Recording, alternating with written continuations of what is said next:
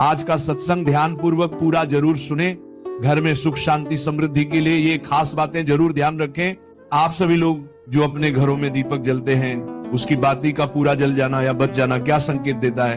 आपके पूजा, घर, मंदिर और खास अवसरों पर जैसे कि दीपावली, व्रत और अन्य धार्मिक अनुष्ठानों में दीपक जलाने से जुड़ी है।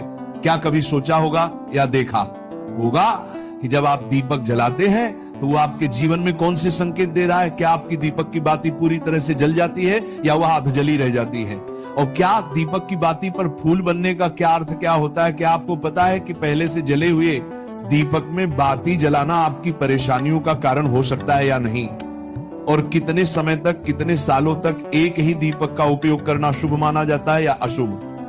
आज हम इन सभी रहस्यों का पर्दाफाश करेंगे और जानेंगे कि दीपक आपके जीवन में खुशहाली या बाधाएं कैसे ला सकता है। तो भक्तों, आपको जानकर हैरानी होगी कि आप अपने पूजा घर के मंदिर में दीपक जलाते समय अगर ये गलती करते हैं तो आपको इसका परिणाम जरूर भुगतना ही होगा।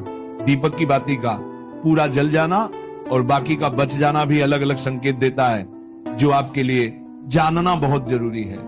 जब हम पूजा करते हैं तो हमारा दीपक कभी कभी अचानक से बुझ जाता है और कभी कभी ऐसा होता है कि हमारी पूजा होने के बाद हम उस दीपक को भगवान के सामने जलता छोड़ देते हैं, लेकिन कुछ समय के बाद में दीपक खुद बखुदा जली बाती और घी बचा रह जाता है। और कभी कभी तो हमारे दीपक की बाती पूरी जल जाती है और उसमें फूल भी बन जाता है। तो इनके अलग अलग नकारात्मक और सकारात्मक परिणाम होते हैं। तो सबसे पहले ये जानते हैं कि अगर हमारे दीपक में फूल बन रहा है तो इसका क्या मतलब होगा। प्रिय मित्रों, अगर हमारे दीपक की बाती में फूल बन रहा है तो इसका सीधा सा मतलब है कि भगवान ने हमारी प्रार्थना को स्वीकार कर लिया है और वह हमारी पूजा से प्रसन्न है। इसका संकेत वह बाती में बने इस फूल के माध्यम से देते हैं। अगर आपके घर में दिव्य शक्तियां मौजूद हैं और आपके साथ साथ वह भी ईश्वर की पूजा में अपना ध्यान रखती हैं, तो आपकी दीपक की बाती में एक से ज्यादा फूल बनते हैं और कभी कभी साथ ही किसी भी देवी देवता का रूप भी दिखने लगता है। तो अगर आपके दीपक की बाती में फूल बन रहा है तो आप सच में बहुत भाग्यशाली हैं। इसी के साथ दीपक जलाने के भी कुछ खास नियम आपको जरूर जानने चाहिए। भक्तों, अगर आप पहले से जले हुए दीपक में अपनी बाती रखकर जलाते हैं तो ऐसा करने से दुर्भाग्य आपका पीछा कभी नहीं छोड़ता है। अगर दीपक में पहले से जली हुई बाती की राख या फिर रुई और कालिक है और आपने अपनी बाती इसमें रखकर जला दी, तो ऐसा करने से भगवान आपसे प्रसन्न होने की बजाय नाराज हो जाते हैं और आपको इसके बहुत ही भयानक परिणाम देखने को मिलते हैं। आपके बनते हुए काम बिगड़ने लगते हैं, आपको आपकी तिजोरी का धन खर्च होने लगता है और आपके धन आने के सारे रास्ते भी बंद हो जाते हैं। तो हमेशा ये ध्यान रखें कि जब भी आप दीपक जलाएं, आप हमेशा साफ सुथरे दीपक का ही इस्तेमाल करें। दोस्तों, इसी के साथ कुछ लोगों की आदत होती है कि वह हर थोड़े दिन बाद अपने दीपक को बदल देते हैं। इस पर गुरुजी का कहना है कि आप जिस दीपक से पूजा करते हैं उसे कभी मत बदलिए, आप उस दीपक को सिद्ध हो जाने दीजिए। जब कोई दीपक रोजाना भगवान के सामने जलता है तो वह दीपक समय के साथ सिद्ध हो जाता है। भगवान की सकारात्मक ऊर्जा उस दीपक में आ जाती है और जब भी आप वह दीपक जलाते हैं तो आपका तन और मन दोनों पवित्र हो जाते हैं। तो आप हर रोज उस दीपक को साफ कीजिए, फिर उसमें बाती रखकर जलाएं। आप जितनी बार भी दीपक जलाएं उतनी बार उस दीपक को साफ करके बार बार उसी दीपक में बाती जलाएं। लेकिन अगर आप गलती से भी उस दीपक को बदलते हैं तो आपकी तरक्की में रुकावट आ सकती है। इसलिए आप अपने दीपक को कभी भी मत बदलना। 10 साल 20 साल तक आप उसी दीपक में लगातार बाती जलाएं, इससे आपका दीपक सिद्ध हो जाएगा और आप इसका चमत्कार अपने घर में भी देख सकते हैं। अगर आपके घर में कोई भी रोगी हो, बीमार हो या किसी का बुखार नहीं जा रहा हो, तो आप इस दीपक को थोड़ी देर के लिए किसी बर्तन में डालिए और अब उस रोगी को ये पानी पिला दीजिए। 10 से 15 मिनट के भीतर उसका बुखार उतर जाएगा। वहीं अगर आपके घर में किसी को नजर लगी हो या फिर आपके व्यापार में किसी की नजर लगी हो, आपका धंधा अच्छे से नहीं चल रहा हो, तो भी आप इस दीपक को तांबे के बर्तन में पानी भरकर उसमें डाल दीजिए और रात भर के लिए छोड़ दीजिए। अगले दिन सुबह पानी का छिड़काव अपने घर में और अपनी दुकान पर करिए। ऐसा करने से आपको साफ साफ परिणाम दिखाई देंगे, क्योंकि जब हम लगातार एक ही वस्तु का प्रयोग अपनी पूजा में करते हैं तो वह वस्तु शुद्ध हो जाती है। भगवान की जो ऊर्जा होती है वह उस वस्तु में समा जाती है। तो कभी भी अपने मंदिर के दीपक को बदलने की गलती ना करें दोस्तों। Grab deals on casual wear on Meesho. Download the app and get up to 35% off on your first order. अगर आपके मंदिर का दीपक टूट जाता है या फिर खराब हो जाता है या खंड हो जाता है, तभी आप उस दीपक को बदल सकते हैं। लेकिन फिर भी आप उस दीपक को ना फेंक, बल्कि इसे अपने घर में संभाल कर रखें, क्योंकि ये भगवान की सकारात्मक ऊर्जा का भंडार होता है। वहीं अब आपको ये भी बता देते हैं कि अगर आपके दीपक की बाती पूरी नहीं जलती है और आपके दीपक में घी बच जाता है तो इसका क्या परिणाम होता है। सबसे पहले ये देखिए कि अगर आप किसी भी पेड़ पौधे की पूजा कर रहे हैं और पूजा में जलाया हुआ दीपक पूरा नहीं जलता या फिर उसमें घी बच जाता है, तो इससे आपके घर में बीमारियां घर बना लेती हैं और ये बीमारी कभी भी आपका पीछा नहीं छोड़ेगी। तो जब भी आप किसी भी पेड़ पौधे या मंदिर के बाहर किसी भी स्थान पर पूजा करें तो यह ध्यान रखें कि उसकी बाती पूरी जले और उसमें घी बचा हुआ ना हो, क्योंकि ये आपकी अच्छी सेहत के लिए बहुत ही अच्छा प्रभाव देगा।